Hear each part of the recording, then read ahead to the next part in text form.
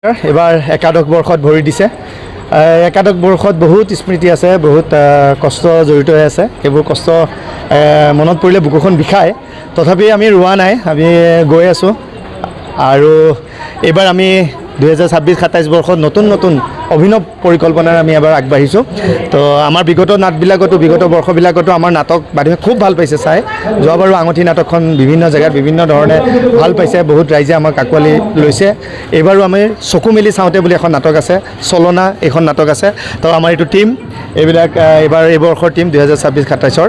তো এই টীমটোক লৈ আমাৰ আজিৰ পৰা প্ৰস্তুতি আৰম্ভ হ'ব। আমি খুব সুন্দৰকৈ, খুব কষ্ট কৰি আমি আগবাঢ়ি যাম ৰাইজৰ মাজলৈ। দুখন নাটক, এখন পিয়'ৰ নাটক আৰু একদম মাটিৰ গোন্ধ থকা সঁচা কাহিনীৰ ওপৰত নিৰ্ধাৰিত দুখন নাটক আমি ৰাইজৰ মাজলৈ লৈ যাম। চকু মেলি চাওঁতে আৰু চলনা দুইখন নাটকে মই ৰচনা কৰিছোঁ।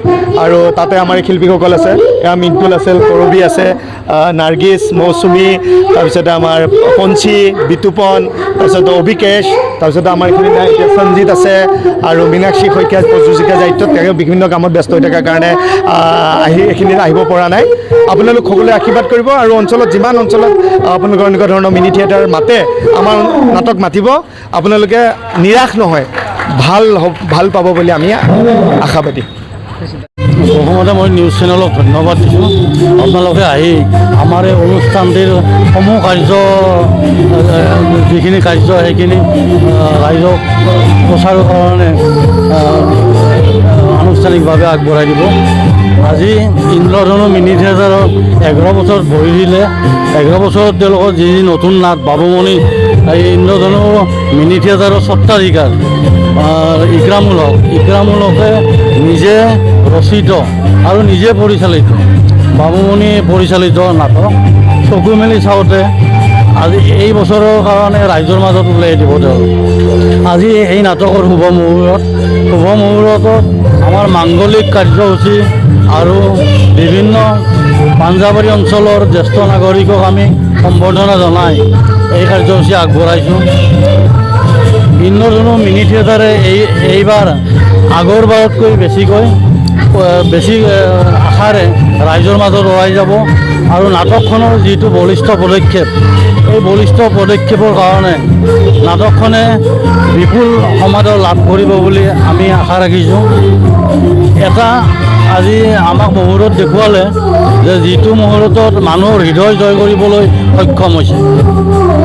সঁচাকৈয়ে ইন্দ্ৰধনু মিনি থিয়েটাৰ গোটেই অসমবাসীয়ে আঁকোৱালি ল'ব।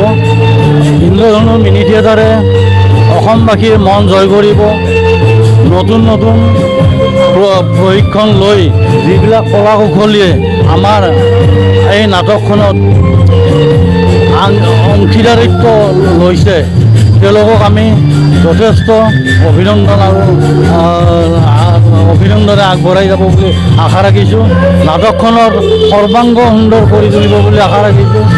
আমাৰ এই সমূহ কলা কুশলীৰ মাজৰ পৰা এজন শ্ৰেষ্ঠ নাটক বা অভিনেতা ওলালে আমি নিশ্চয় শান্তি পাম।